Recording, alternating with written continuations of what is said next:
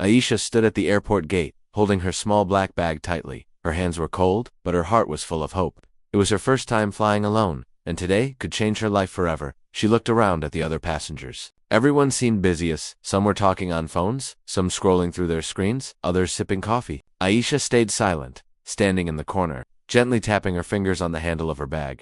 She wore a simple dress, ironed neatly the night before.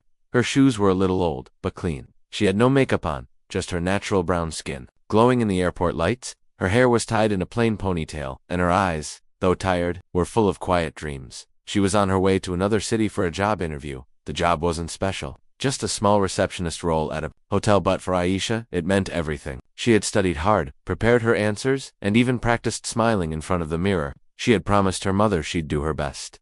Boarding flight 217 to Capital City has started, the speaker announced. Aisha's heart jumped. She quickly checked her boarding pass. Seat 14A. Window seat. She had never seen clouds from above before. She walked carefully toward the boarding line. People moved fast around her, pushing and talking. She didn't mind. She stayed quiet and smiled gently at the staff as she handed them her ticket.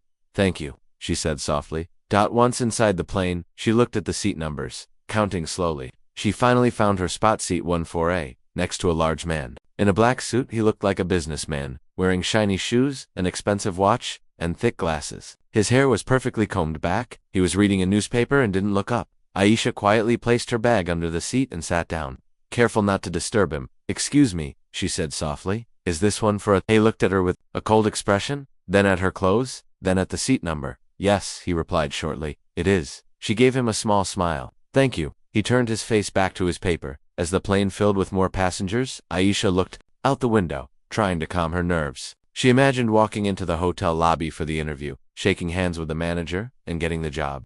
Maybe she could even send her mother money from her first salary. But the man next to her kept glancing at her. His eyes didn't hide what he felt: discomfort, disgust. Suddenly, he raised his hand and called a flight attendant. "Excuse me," he said in a low, sharp tone. "Can I change my seat?"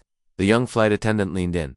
"Is everything okay, sir?" He nodded slightly toward Aisha and whispered something. She couldn't hear his exact words, but she saw the attendant's face change, uncertain, almost nervous. "Let me check with the cabin crew," the attendant said, then walked away. Aisha looked down at her lap. She had done nothing wrong. She had said nothing rude. She had only smiled. A few minutes later, 2 crew members returned. One knelt beside the man in the suit, spoke quietly, then turned to Aisha. "Miss, would you mind stepping out for a moment?" the woman said gently. Aisha blinked. I don't understand." "Please, just for a moment. We need to speak with you," she said softly, but firmly. People nearby started looking. Some passengers paused their conversations to stare. Aisha felt her heart beat faster. She stood up slowly and followed the flight attendant toward the front of the plane. Her legs felt weak, but she kept walking.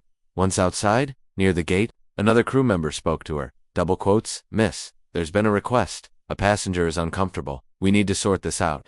Aisha looked confused. "I didn't do anything." "I understand, but we're trying to avoid any conflict." Tears began to form in Aisha's eyes, but she blinked them away. "So am I not flying?" she asked quietly. "We will try to get you on the next flight," the staff said quickly. Aisha nodded. She didn't want to cause trouble. She just wanted to reach her interview. As she sat alone on the metal bench near the boarding gate, she stared at the floor. Her boarding pass was still in her hand. The seat she had waited so long for was gone, taken from her because someone felt uncomfortable. But she hadn't raised her voice. She hadn't even spoken after sitting down. She just smiled. That was all. Behind her, on the plane, the businessman sat comfortably. His newspaper was folded. He sipped his water and adjusted his seat. He had gotten what he wanted. No one questioned him, but what he didn't know was that someone in the back had recorded everything. Zara, a quiet woman in seat 22F, had seen it all. She had been watching, listening, and when Aisha was asked to leave, something in her heart said enough. She opened her phone, pressed record, and saved every second. And now, she was about to post it, not just for Aisha, but for every girl who had ever been silenced without reason. Daniel Crane looked calm as he leaned back in his seat on the plane. He fixed his collar, checked his expensive silver watch, and gave a small, polite smile to the flight attendant who passed by.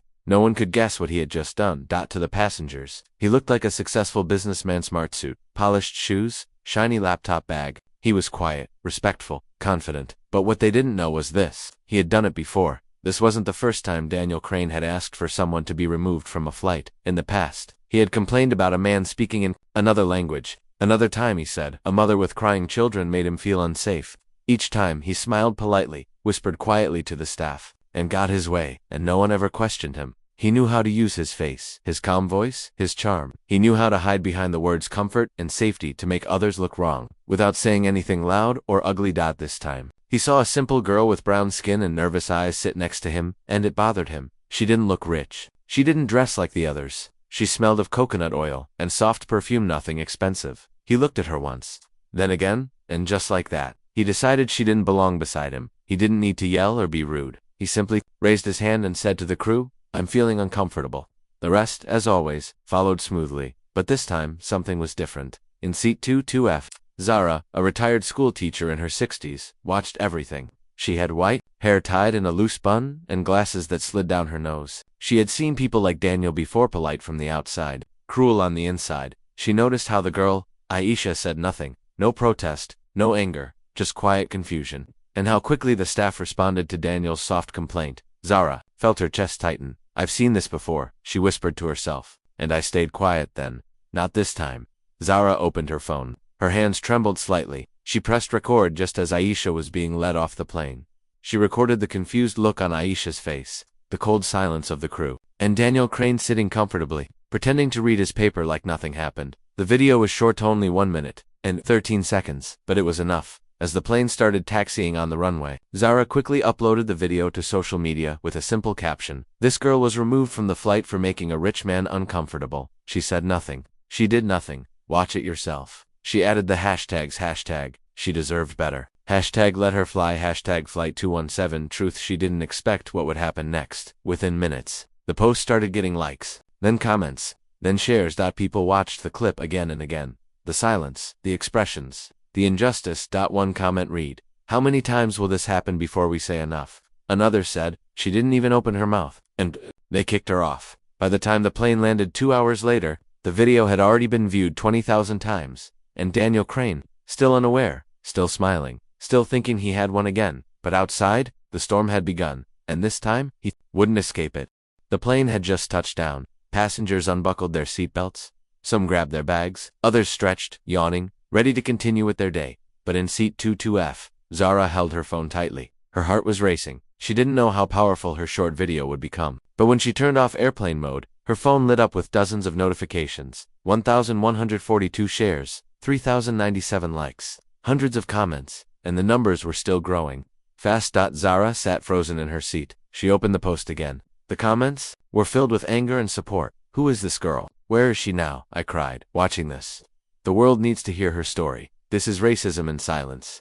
Tag the airline. Don't let them hide this." Zara pressed her hand to her chest. She hadn't posted it for fame. She had done it because her heart told her the truth. "What happened to that girl was wrong," she whispered. "I hope she's okay." Meanwhile, back at the airport, Aisha still sat on the cold bench near the gate. Her small bag was beside her. Her eyes were dry now, but she hadn't moved in almost an hour. People passed by without noticing her. The flight was gone. Her chance for the job interview, also gone. She had called the hotel, trying to explain, but they said kindly, "We understand, but we already gave the slot to someone else." Aisha didn't argue. She just whispered, "Okay, thank you," and hung up. Her shoulders dropped. For a few moments, she felt invisible again. Like I always did in school, on buses, in shops. Like her skin, her quiet voice, her simple clothes, made people treat her like she didn't matter. But that was about to change. Far away, someone had seen her, and that someone had shown the world. Back in her apartment, Zara sat at her small wooden table. She poured herself a cup of tea but couldn't drink it. Her inbox was full. Journalists were now messaging her. "Can you tell us more about the girl? Can we use your video in our report? Do you know her name?"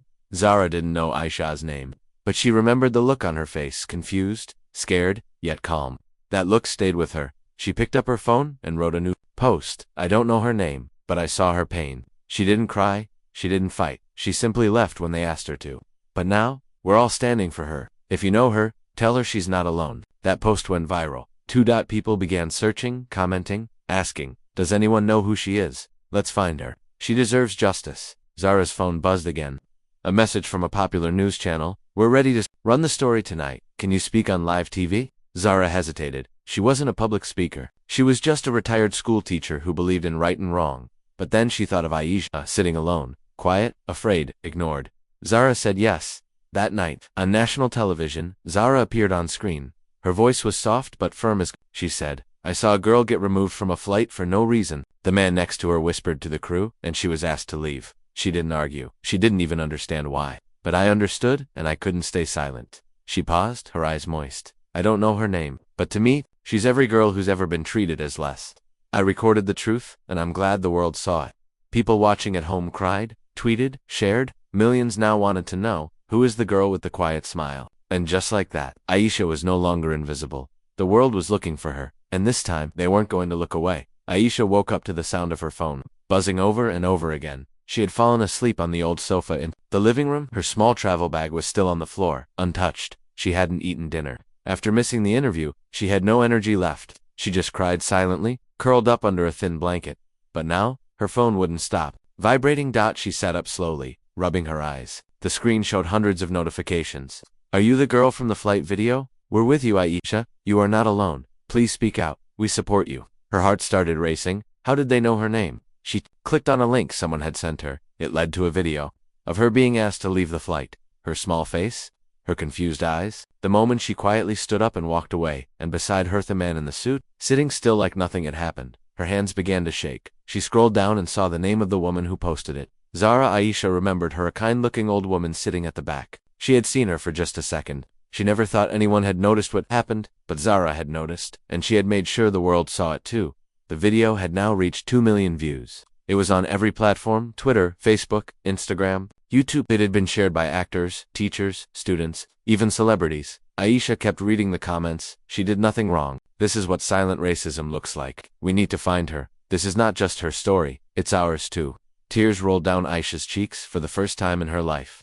People were listening to her, not because she shouted, not because she fought, but because she stayed quiet, and the truth still spoke loudly. Then her phone rang. She picked it up carefully. Hello, her voice was soft. Is this Aisha? A gentle female voice asked. My name is Mira, calling from Channel 8 News. Would you be willing to tell your side of the story? Aisha didn't speak for a moment. I don't know what to say. She finally whispered. You don't need to say anything fancy. Mira replied kindly. Just tell us how you felt. People want to hear your voice. Aisha looked at the mirror across the room. Her eyes were red, her hair messy, but behind her tired face, something else had grown. Courage. She took a breath. Yes, she said. I'll speak. Later that evening, Aisha appeared on live TV for the first time. She didn't wear makeup or fancy clothes, just her plain blue dress and a soft scarf. She sat in a simple chair, holding her mother's hand tightly beside her. The interviewer asked, Aisha, why do you think this happened to you? She looked at the camera. Her voice was slow and calm. I don't know, she said. Maybe because I look different. Maybe because I don't dress rich. Or maybe because I was alone. She paused, eyes wet. But what hurt me the most wasn't being removed. It was how no one said anything. Her words went deep into the hearts of millions. I want to say thank you to the lady who filmed it. You didn't just record a video, you gave me a voice. And now, I want to speak for others who don't have one. The world watched in silence. And then applauded. The internet exploded. People wrote, she's a hero. She spoke with grace, not hate. She's stronger than the man who tried to silence her. The hashtag #IST and with IHA began, trending globally. And in one powerful moment, Aisha's pain turned into power. She was no longer just the girl who got kicked off a flight. She was the girl who stood up without raising her voice. And now, the world couldn't stop listening. As Aisha's interview spread across the world, something unexpected started to happen. People began to look closely not just at her, but at him. The man in the black suit, the one who asked for her to be removed from the flight. His face had appeared in the video.com/confident. Cold. Someone posted a close-up screenshot of him and wrote, does anyone know who this man is? Within minutes, internet users, journalists, activists, even regular people started digging, and they found him. Daniel Crane, age 42, business consultant, lives in a luxury apartment, flies every week, known for his smooth talk and quiet power. But then, someone found an old tweet. This man made me and my son move seats on a train last year, said we made him uncomfortable. I stayed quiet, but now I realize it was always about race. At Nina writes, 2022 more people came forward. One post said, he once accused my teenage cousin of being suspicious in a shopping mall. We were just looking at clothes. Another said, he made my dad leave a cafe after whispering to the manager. I'll never forget the way he smiled while we walked out. The truth was out. This wasn't a one-time mistake. Daniel had a paternal history of quietly removing people he didn't like. People who were different, people who were not like him. He never shouted. He never argued. He always smiled. But behind that smile was silent cruelty. A famous news anchor said on live TV, what Daniel Crane shows us is how racism can wear a suit, how hatred can speak softly and still do deep harm.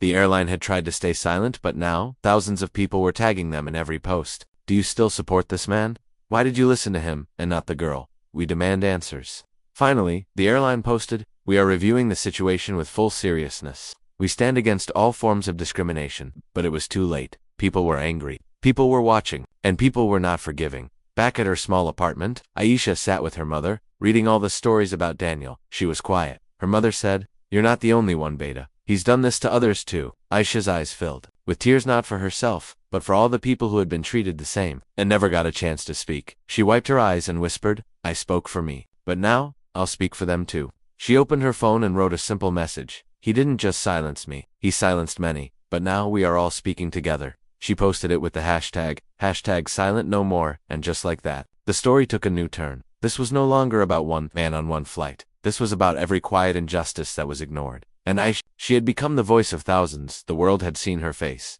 They had watched the video. They had read the posts, but until now, they had never heard her voice. That was about to change. A popular news channel sent a kind reporter named Ri to Aisha's home. He wasn't loud or pushy. He just sat across from her and said gently, "We don't need a speech. We just want your truth." Aisha sat quietly, wearing a plain white kurta. Her mother held her hand. She didn't have a script, no lawyer, no coach, just her heart. End. When the camera light turned red, she spoke. Her voice was soft, but clear. "My name is Aisha. I'm 24 years old, and a few days ago, I was removed from a flight." She paused. The room was quiet. I didn't argue. I didn't fight. I didn't even understand why it was happening. The man next to me said he felt uncomfortable. That's all. She looked down at her lap. I asked myself, did I do something wrong? Was I too loud? Did I dress the wrong way? Did I offend him somehow? A single tear rolled down her cheek. But now I understand. It wasn't about what I did. It was about who I am. She looked at the camera and her eyes red but full of strength. "I'm not angry anymore. I'm just sad.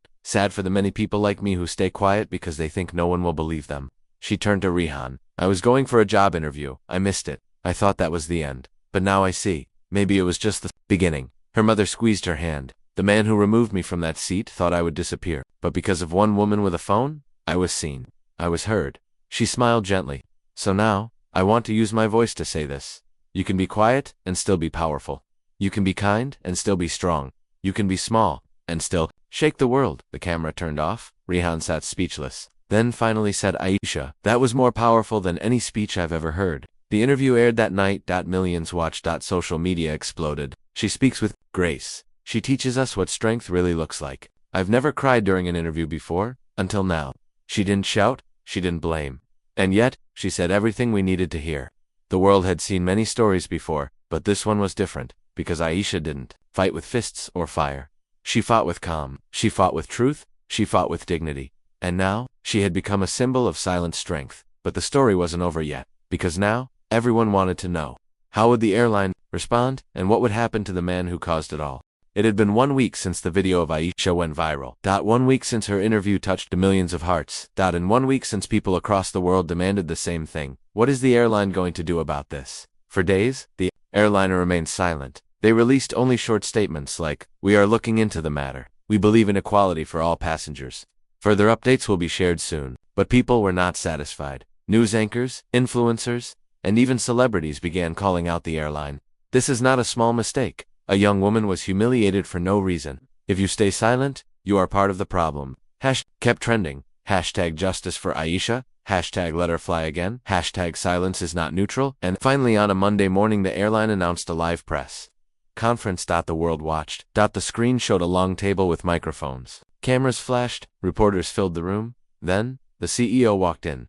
His name was Mr. Harris Cole, a tall man with gray hair and a serious face. He wore a black suit and a small pin that read "Every voice matters." He looked tired, nervous, but ready. He stepped up to the microphone. The room went silent. "I want to speak directly to Aisha," he began, "and to everyone who watched what happened to her." He took a slow breath. "We failed you." Gasps echoed in the room. "There is no excuse, no reason. What happened was wrong, plain and simple," he continued. "When our crew asked Aisha to leave the flight, they were responding to a complaint. But they did not stop to ask why the complaint was made. They did not check if it was fair. And because of that, we removed a kind, innocent young woman from her seat, and from her dream." Cameras flashed rapidly. Reporters scribbled notes. Mr. Cole's voice became firm. "We have investigated the full history of the man who made the complaint, Daniel Crane. Based on this, we have decided he is banned for life from flying with our airline." The crowd murmured in shock. But that's not enough. He turned to the camera. "We are also offering a full public apology to Aisha, And more than that, we are giving her a lifetime travel pass, so no door is ever closed to her again. And we are naming a new internal training program after her, the Aisha Code, to train every staff member on how to recognize and stop silent discrimination. At that moment, many in the room began to clap, even the reporters at home. Aisha sat with her mother watching the live stream. Tears filled both their eyes, not because they were sad, but because finally, someone in power had said, "We see you, we hear you, we were wrong." Her mother hugged her tightly. "You did this, Beta," she whispered, with nothing but truth, "and your quiet strength." Aisha didn't smile proudly. She just nodded, with peace in her heart, because now, it wasn't about revenge, it was about change, and she had sparked it. Daniel Crane sat alone in his expensive office. The room was quiet. No calls, no meetings, no emails. His desk, once full of papers and praise, now held only silence. He looked at his phone. The screen was black. No messages. No one wanted to work with him now. His company had asked him to resign quietly. His name was in every news article, but never in a good way. He searched his name online. Headline after headline appeared. The man who tried to silence Aisha. He kicked her off the plane. Now he's grounded forever. When power turns into prejudice, he sighed. For the first time, he felt small. He had used his voice to push others down. He had used his position to hurt people who had none. And now, the world had seen his true face. But this was not his story anymore. Far away, Aisha stood on a bright stage, holding a microphone. She was invited to speak at a global youth summit, her first time on a real stage. Leaders, students, and professionals from around the world had come to hear her speak. She wore a soft cream-colored dress and a scarf her mother had made by hand. She wasn't nervous anymore. She wasn't scared of being seen. She had learned something powerful. Silence doesn't mean weakness, and kindness doesn't mean fear. She took a breath and spoke. "I was told to leave that plane. I thought my journey had ended, but the truth is, it had just begun." The crowd listened quietly. "I didn't shout, I didn't fight. I just told my story, and because of that, the world saw something it had ignored for too long." She looked across the room. "This isn't just about me. It's about every girl who has been judged before she's known. Every boy who was told to sit at the back. Every person who felt small, because someone else made them feel that way." The hall echoed with emotion. "We can't change the past," she continued, "but we can write a better future, where no seat is taken from someone just because of their skin, their dress, or their silence." And then, she smiled. A real, warm, fearless smile. "He kicked me off a flight, but what he didn't know is that he sent me flying higher than ever before." The room erupted in applause. People stood, some wiped tears. Others just clapped with their whole hearts. Later that evening, Aisha sat alone by a window, watching the sky. A little girl ran up to her with a notebook. She looked nervous. "Are you Aisha?" she asked softly. Aisha smiled. "Yes, I am. I want to be brave like you." The girl said, "Will you sign this for me?" Aisha gently took the notebook and wrote, "Dear brave girl, never let anyone decide your worth. You are enough, always." "Aisha," the girl hugged her, then ran off with joy. Aisha looked back at the sky. No plane, no seat, no man could ever take her voice again, because now, she had changed the world.